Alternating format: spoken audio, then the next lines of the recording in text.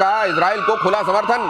G7 के नेताओं ने कहा है कि ईरान को कभी परमाणु हथियार न मिले, तो वहीं दूसरी तरफ 19 मुस्लिम देश इजराइल के खिलाफ हैं। चीन ने तेहरान में अपने दूतावास से कर्मचारियों को निकाला।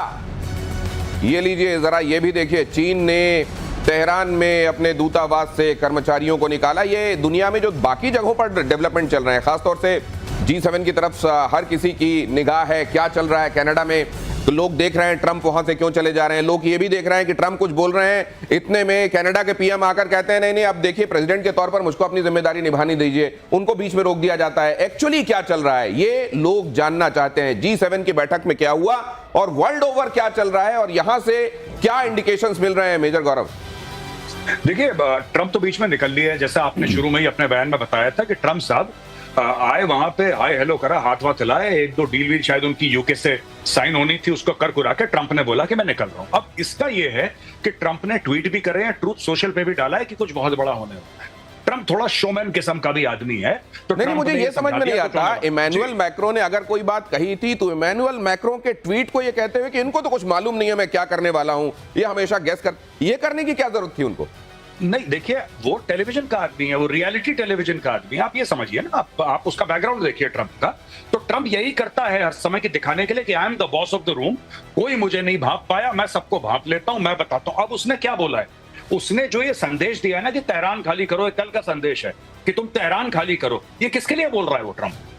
ये जो आम लोग हैं उनके लिए बोल रहा है। हो ना हो, America is getting into this fight. अगर चीजें एक आध दिन में 48 घंटे के अंदर अगर चीजें उस तरीके से पटरी पे नहीं आई जैसे ट्रंप चाहता है, तो हो सकता है कि मैसिव बॉम्बार्डमेंट ऑफ तेहरान। और यह बात ट्रंप भी समझ चुका है, भली भांति परिचित है कि जब तक रिजीम चेंज नहीं होगा मिडिल ईस्ट में शांति नहीं आएगी। ये जो इकोनॉमिक कॉरिडोर की बातें कर रहे हैं कि इंडिया और ये पूरा इकोनॉमिक कॉरिडोर यूरोप का आगे तक मिडिल ईस्ट का ले जाने की बात कर रहे हैं, ये सब ख्याली पुलाव है। ईरान तो मना कर रहा है, कह रहा है मैं वो बंद कर दूंगा अपने पूरे सी लेंस। मतलब आप भी यही कह रहे हैं कि खामेनेई के ऊपर अभूतपूर्व खतरा मंडरा रहा है, क्या आप भी यही कह रहे हैं? मैं आपके पास लौटता हूं। भयानक स्तर पर पहुंचा ईरान इजराइल युद्ध। G7 बीच में छोड़कर अमेरिका लौटे डोनाल्ड ट्रंप, जैसा हम आपको लगातार बता रहे हैं। ईरान के परमाणु कार्यक्रम पर रोक जरूरी है, यह ट्रंप ने कहा। तेहरान को फौरन खाली कर दें लोग, तेहरान को फौरन खाली कर दिया जाए। देखिए, पहले दिन जब इजराइल ने ईरान के ऊपर अटैक किया तो ट्रंप ने कहा नहीं, हमारा इससे कोई लेना देना नहीं। और आज वो कह रहे हैं कि तेहरान को पूरी तरीके से ईरानी लोग खाली कर दें। अगली खबर भी देख लीजिए, फ्रांस के राष्ट्रपति मैक्रो पर भड़के ट्रंप, मैक्रो को पब्लिसिटी का भूखा कहा।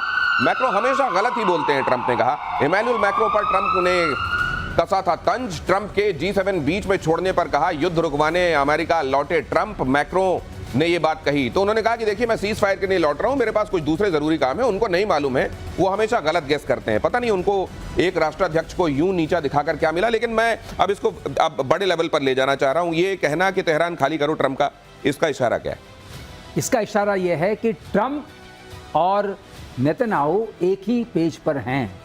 नेतन्याहू ने भी यही बोला था तेहरान खाली करो, तेहरान खाली करो, और तेहरान खाली हो रहा है। तो पहली चीज होती है रेजिम चेंज से पहले जनता में एक विद्रोह का भाव आए। आपको बीच में रोक रहा हूं। हाँ। जब से नेतन्याहू ने कहा है कि टॉप डेथ टू अमेरिका कहने वाला और टॉप में ट्रंप का नाम रखने वाला है ईरान, तो तुम देख लो तभी से सब कुछ बदला है लगता है। और उसने ये भी कहा कि मैं तो उनका छोटा भाई हूं, मैं तो नंबर 2 हूं, पहले आपको मारने के लिए आ रहे हैं। और ट्रंप को याद आ गई कि इलेक्शन से पहले उनके पर क्या आक्रमण हुआ था, तो ट्रंप ने कहा। और मैक्रोन की थोड़ी सी आदत है दिनेश, अगर कहें आप मुझे कहने दें, कि वो बोलते थोड़ा आउट ऑफ टर्न बोल देते हैं मैक्रो। हाँ, थोड़ा आउट ऑफ टर्न बोलते हैं। हर चीज में कहते हैं मैं समझौता करा दूंगा, मैं कूद पड़ते हैं। मतलब ट्रंप को ट्रंप जैसा कहीं कोई मिल जाता है, आप ये कह रहे हैं। तो वो थोड़ा हुआ, तो ट्रंप ने बताया हु इज द बॉस। अच्छा, ये समझ जाओ कि मैं बॉस हूं।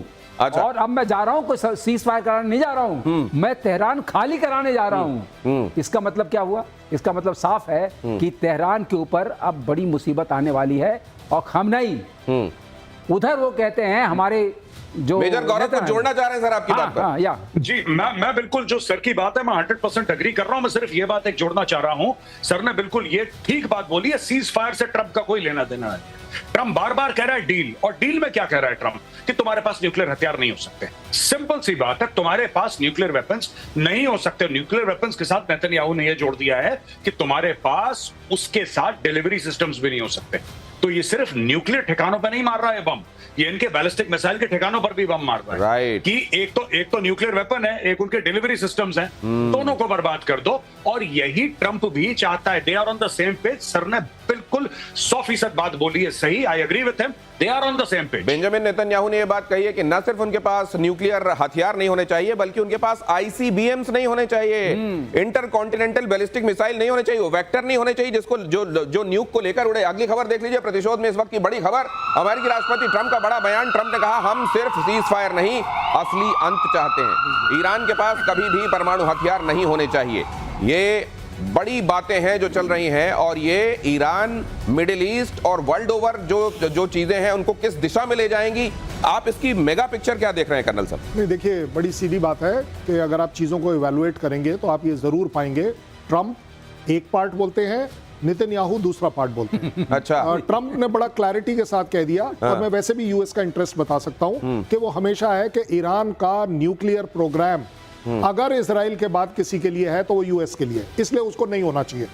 इजराइल बोलता है कि आपके पास ये न्यूक्लियर प्रोग्राम नहीं, न्यूक्लियर चीज ही नहीं होनी चाहिए, चाहे आप एनर्जी के नाम से बात करें, चाहे किसी भी नाम से बात करें, और इसको आपके देश से बाहर किसी भी तरह की मिसाइल सिस्टम से ले जाना अपने आप में हमें एक्सेप्टेबल नहीं है। जैसे ईरान को यहूदी जमीन के ऊपर एक्सेप्टेबल नहीं है, तो इजराइल को किसी भी हालत में ईरान का कोई भी पार्ट अगर न्यूक्लियर है वो एक्सेप्टेबल नहीं है। उस न्यूक्लियर ऑब्लिक किसी भी तरह की आईसीबीएम को उसके देश से बाहर ले जाने की जो काबिलियत है वो भी एक्सेप्टेबल नहीं है, और दोनों के दोनों इसी बात पर एग्री कर रहे हैं। ईरान के सांसद महमूद नवावियान की धमकी भी जरा देख लीजिए। उन्होंने कहा कि अमेरिका को निशाना बनाना बहुत आसान है, इजराइल पर हमला करना जितना मुश्किल है उतना ही ज्यादा आसान है अमेरिका की तबाही। उन्होंने कहा कि अमेरिकी सैन्य अड्डों, युद्धपोतों को निशाना बनाना आसान है।